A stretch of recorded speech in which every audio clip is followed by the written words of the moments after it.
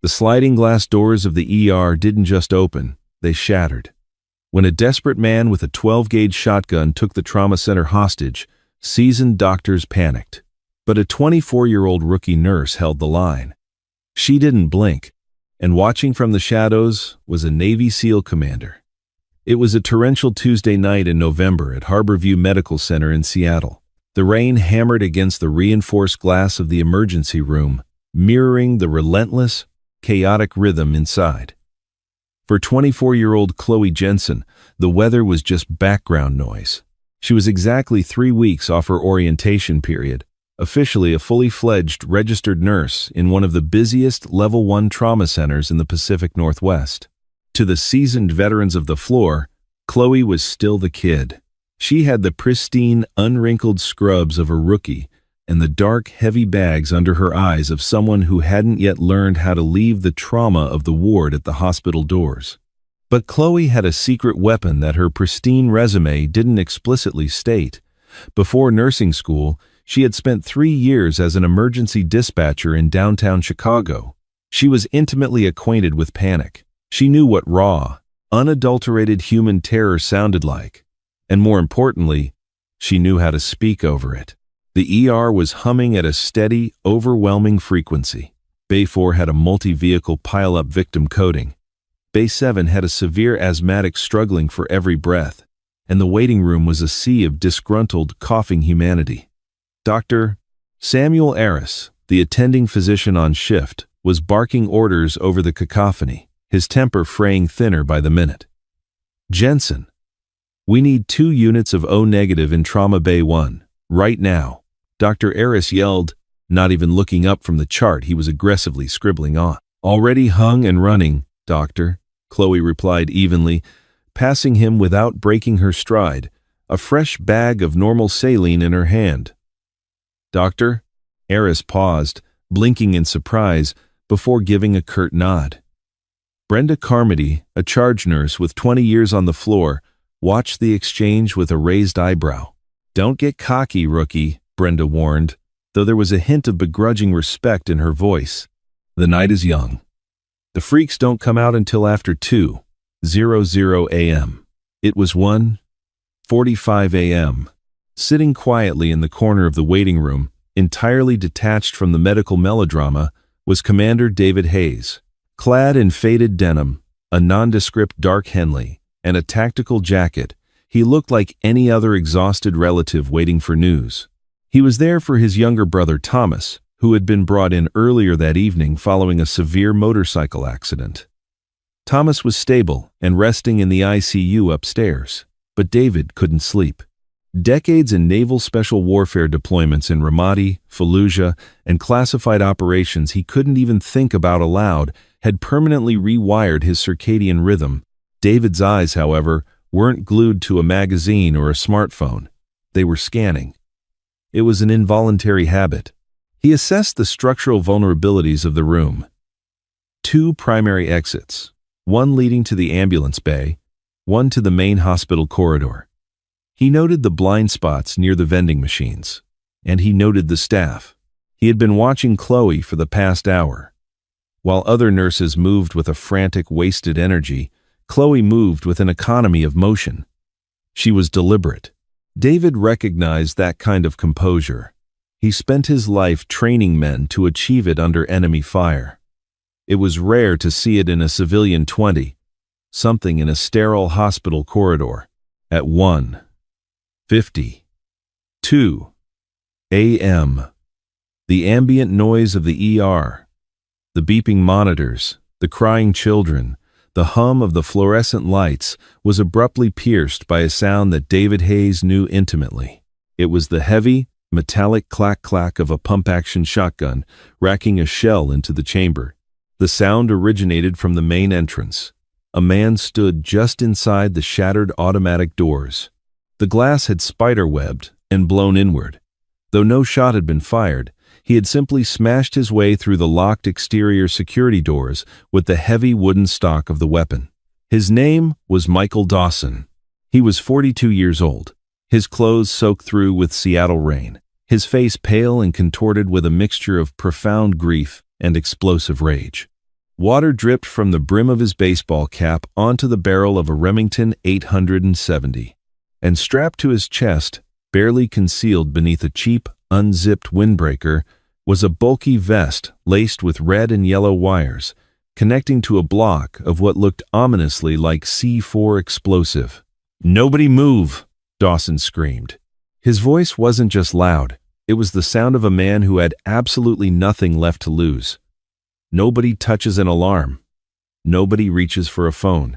The reaction in the room was instantaneous. The thin veneer of civilization evaporated. Panic is a physical entity. It sucks the oxygen from the room. A woman near triage began to shriek, a high-pitched, endless sound. Brenda Carmody, the veteran charge nurse who had seen everything from gunshot wounds to severed limbs, froze completely. Her clipboard slipped from her fingers, clattering loudly against the linoleum floor. Dr. Eris, standing near the nurse's station, immediately threw his hands in the air and backed away, pressing himself against the wall as if trying to melt into the drywall. "I said shut up," Dawson roared, swinging the heavy barrel of the shotgun toward the screaming woman. From his seated position in the corner, Commander David Hayes didn't flinch. His heart rate barely spiked. He slowly, imperceptibly shifted his weight, bringing his feet flat onto the floor, ready to spring. He analyzed the threat. One shooter, armed with a 1-2 gauge. Suspected explosive vest. Dead man's switch? Unclear. Emotional state? Highly volatile, deeply compromised. David knew if Dawson pulled the trigger on that Remington, the spread at this close range would be devastating. If he detonated the vest, half the ER would be vaporized. David was unarmed. He needed an opening, a distraction, a momentary lapse in the gunman's focus. He prepared to sacrifice himself to bridge the 20-foot gap between them. Before David could twitch a muscle, a figure stepped out from the medication room, stepping directly into the open hallway. It was Chloe. She didn't dive behind the reinforced counter. She didn't scream. She walked out into the open, placing herself directly between Dawson and the crowded waiting area, essentially cutting off his line of sight to the most vulnerable targets. David's breath hitched. "What the hell is she doing?" he thought. "She's going to get herself killed." "Hey," Chloe said. Her voice wasn't loud, but it cut through the screaming. It was the same authoritative, measured tone she used when a mother called 911 screaming that her baby wasn't breathing. It was a voice designed to anchor a drifting, panicked mind. Dawson whipped the shotgun toward her. The dark, hollow circle of the barrel was pointed squarely at Chloe's chest. "Get back." Dawson spat, his finger hovering dangerously over the trigger guard. "Get on the ground, you stupid bitch." Chloe stopped walking, but she didn't drop. She kept her hands clearly visible at her sides, palms facing forward. Open. Non-threatening. "I can't do that, sir," Chloe said, her voice remarkably steady. "If I get on the ground, I can't help my patients. And I think you came here because someone you love needs help." Dawson blinked. The psychological script he had written for this moment, one of screaming hostages and cowering doctors, was suddenly disrupted. He tightened his grip on the gun, the tendons in his neck standing out like steel cables. "You don't know anything about me," he shouted, stepping further into the room, his boots squeaking on the wet linoleum. "They killed her. The doctor's here. They killed my wife. And now they won't let me see my daughter." A twist in the narrative. Dawson wasn't just a random active shooter. This was a targeted, emotionally driven siege. David Hayes watched from the shadows, utterly transfixed by the young nurse. She was employing textbook hostage negotiation techniques. She was establishing a dialogue, acknowledging his grievance, and keeping his focus entirely on her. She was a lightning rod, absorbing his fury to protect the room. "Tell me her name," Chloe said softly. "Shut up. Tell me your daughter's name," Chloe repeated, taking one micro step forward. It was a calculated risk. She was invading his space, forcing him to engage with her as a human being, not a faceless uniform. "My name is Chloe. What is your daughter's name?" "Her name is Sarah," Dawson choked out, a sudden sob breaking his anger for a fraction of a second. She's upstairs. In pediatric ICU. They say she's wards of the state now because I couldn't pay. Because I lost my mind when Mary died. Okay. Sarah. That's a beautiful name, Chloe said, maintaining absolute, unwavering eye contact. You want to see Sarah? I understand that. Any father would. But the people up there, the security. If you go up there with that gun and that vest, they will shoot you. And Sarah will lose her father too. I have enough C4 strapped to my chest to take down this whole wing, Dawson screamed, ripping his windbreaker open to fully expose the vest. He held up his left hand. Taped to his palm was a crude trigger switch. My thumb comes off this button. We all go to hell. A collective gasp echoed through the ER. Brenda Carmody began to weep silently. David Hayes' eyes locked onto the device.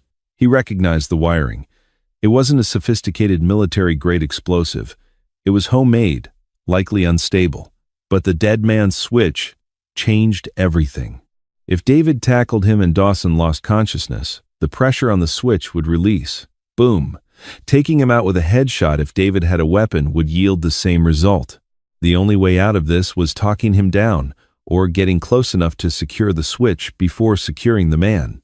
I see the vest, Mr. Dawson, Chloe said. She had guessed his last name from the context of his wife's death. She remembered a Mary Dawson coding in the ER a week prior from a massive pulmonary embolism. The husband had been escorted out by security for breaking a monitor. I see it. But right now, you are in my ER, and I have people bleeding in the back. So here is what we are going to do. Dawson looked confused. You don't tell me what to do. I am the only one standing between you and the silent alarm that locks down this entire hospital, Chloe lied smoothly. The lockdown had already been triggered by a security guard at the desk, but Dawson didn't know that. The heavy steel doors would be descending upstairs soon. If you want any chance of seeing Sarah, you need me. She pointed to the shotgun. You can keep the vest, but you have to put the gun on the floor. It's scaring my patients, and it's scaring me. I'm not putting the gun down. Then I can't help you, Chloe said, her voice dropping an octave, projecting absolute chilling certainty. She actually took a step back, turning her shoulder slightly away from him. It was a psychological masterstroke. She was withdrawing her offer of help, triggering his fear of abandonment. David Hayes felt a cold sweat break out on the back of his neck. She's pushing him. It's a high-wire act without a net. Dawson's chest heaved. He looked at the gun, then at Chloe, then at the terrified faces of the doctors and nurses huddled on the floor. His hands were shaking violently. The heavy shotgun wavered. I just want to say goodbye to her, Dawson whispered, his voice cracking. The towering rage was crumbling, leaving only the shattered remnants of a broken father. I know, Chloe said, her voice softening, stepping back into his line of sight, extending her hand. Let me help you. For 3 agonizing seconds, the emergency room was silent, save for the drumming of the rain outside. Dawson slowly, deliberately, lowered the barrel of the Remington toward the floor. He was breaking. Chloe was winning. But then, the worst possible thing happened. Down the hallway, the elevator doors chimed with a loud, cheerful ding. 2 armed hospital security guards, entirely unaware of the delicate de-escalation happening in the triage bay, stepped out, hands resting on their holstered sidearms. Dawson's head snapped toward the sound. His eyes widened in absolute terror and paranoia. It's a trap, Dawson shrieked, swinging the shotgun away from the floor and leveling it directly at Chloe's head. You lied to me. His finger tightened on the trigger. From the corner of the room, Commander David Hayes exploded into motion. 20 feet. In the world of close-quarters combat, 20 feet is an eternity. It is an expanse of space where people die.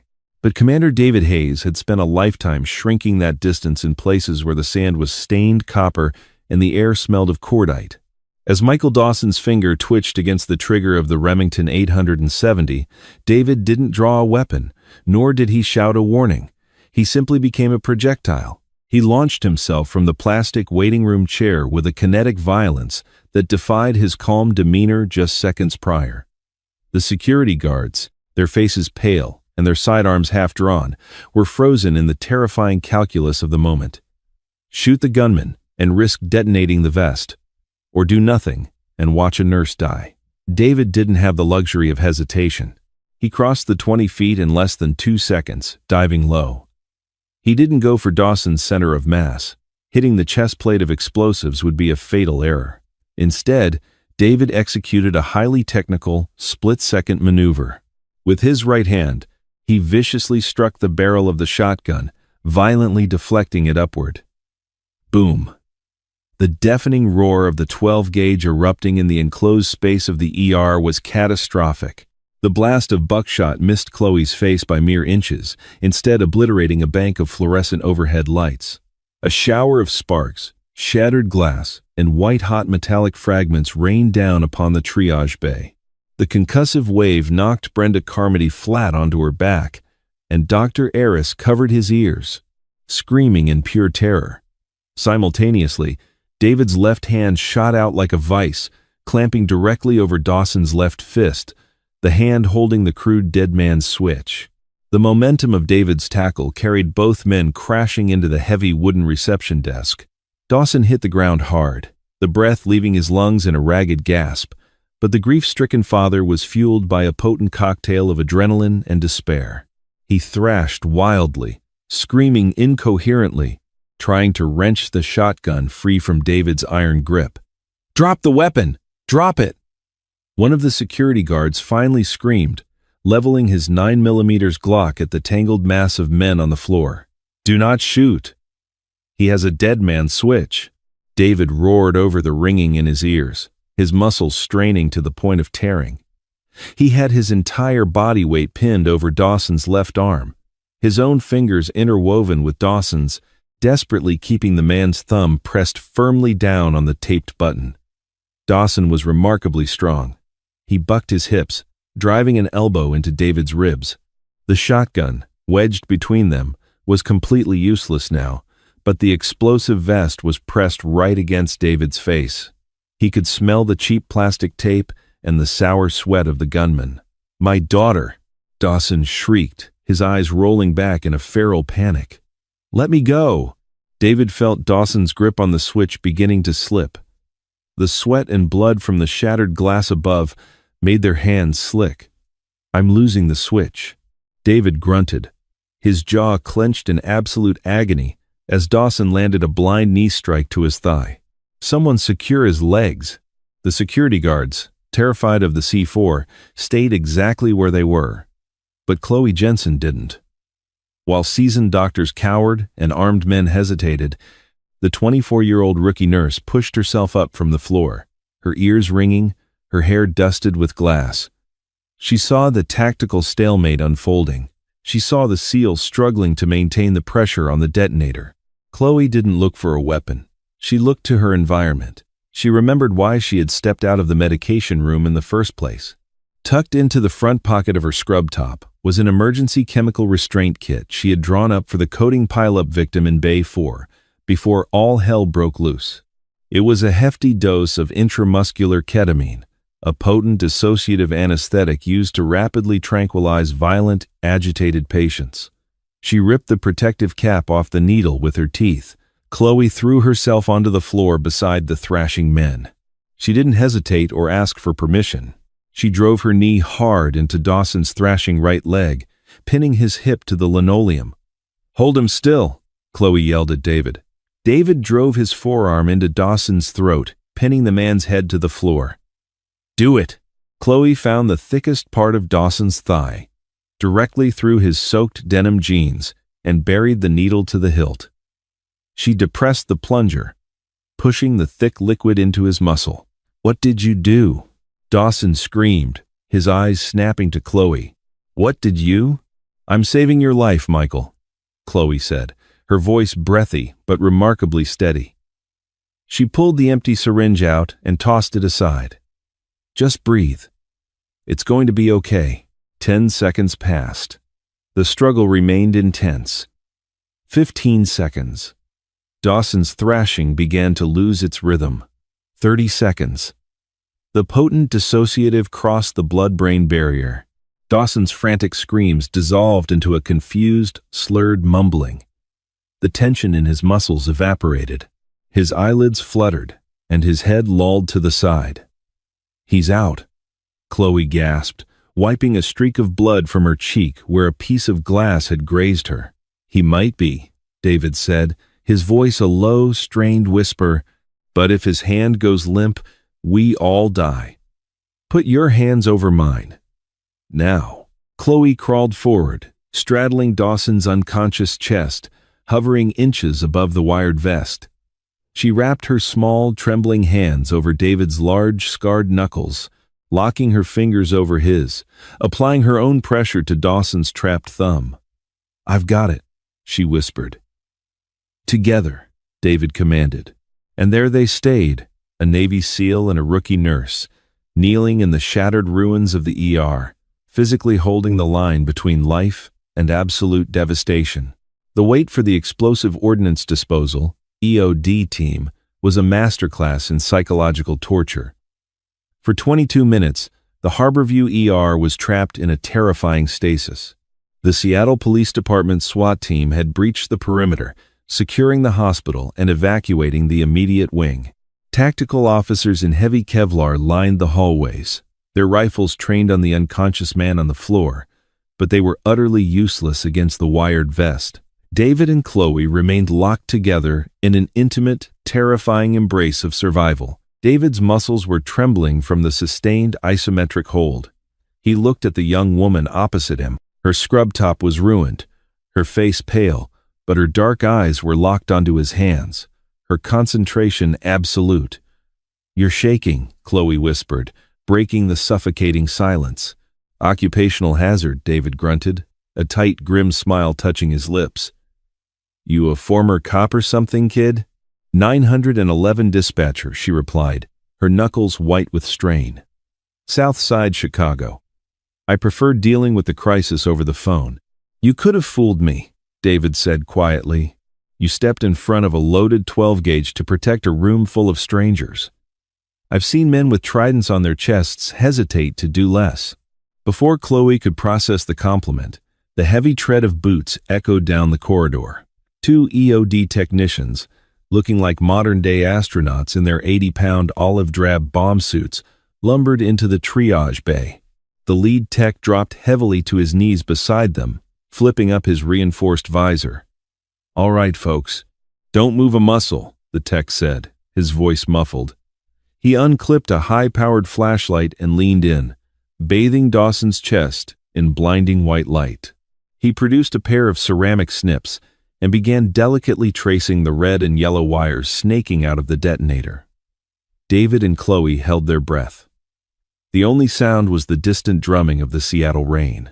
The tech traced the wire up to the bulky blocks taped to the vest. He paused. He leaned closer, his nose almost touching the purported explosive. He squinted, then reached out a gloved hand and scraped a fingernail against one of the brown blocks. A chunk of the material peeled away effortlessly. The bomb tech sat back on his heels, exhaling a long, heavy sigh. He keyed the radio on his shoulder. "Command, this is EOD-1. We have a negative device. I repeat, device is a hoax. Clear the air." David blinked. "Say again?" The tech reached forward and unceremoniously yanked the dead man's switch right out of Dawson's unconscious hand. There was no explosion, no flash of heat, nothing. "It's modeling clay," the tech said, holding up the switch. The wires were simply stripped speaker wire jammed into the soft putty, leading to a bundle of red road flares wrapped in black electrical tape. "It's a fake. A prop." He wanted us to think he was wired. The sheer weight of the adrenaline crash hit Chloe like a physical blow. She slumped backward onto the wet floor, her hands shaking violently now that they were empty. The illusion of the bomb had been just as terrifying, just as lethal in its psychological power as the real thing. Dawson hadn't come to kill everyone. He had come because his mind had snapped under the weight of his grief. He had fashioned a fake bomb out of pure desperation, a twisted, tragic cry for help to see his daughter one last time, perhaps hoping the police would just shoot him and end his pain. Within seconds, the SWAT team swarmed the room. They rolled the heavily sedated Michael Dawson onto a stretcher, locking him into violent restraints, and rushed him out to a waiting armored ambulance under heavy police escort. He would wake up in a secure psychiatric ward facing decades in federal prison, but he was alive. The ER suddenly flooded with noise again. Dr. Eris emerged from behind the nurse's station, looking pale and embarrassed. Security guards began cordoning off the shattered entrance. The relentless, grinding machine of the hospital was restarting. David Hayes stood up slowly, joints popping, brushing the glass from his jeans. He watched as Brenda Carmody rushed over to Chloe, throwing her arms around the rookie in a tearful, uncharacteristic hug. Chloe gently pulled away, took a deep breath, and stood up. She looked at her ruined scrubs, then looked around the triage bay. Bay 4 was still waiting for its blood transfusion. The asthmatic in Bay 7 was still coughing. David walked over to her. He didn't offer a handshake. Instead, he gave her a crisp, solemn nod of absolute peer-to-peer respect. "You held the line, Chloe," David said softly. "We held it," Chloe corrected him, wiping her hands on her pants. She looked toward the hallway where her patients were waiting. The trauma of the last 30 minutes was already being compartmentalized, locked away in the vault of her mind, where she kept the ghosts of her dispatch calls. "Are you going home?" David asked, noting her exhaustion. Chloe Jensen looked at the clock on the wall. It was 2:45 a.m. "No," the rookie nurse said, turning back toward the supply cart to grab another bag of saline. "My shift isn't over yet, and the night is still young." In moments of ultimate terror, the true measure of our character is revealed. Chloe Jensen didn't wear a uniform of war, but her courage proved that heroes wear scrubs too.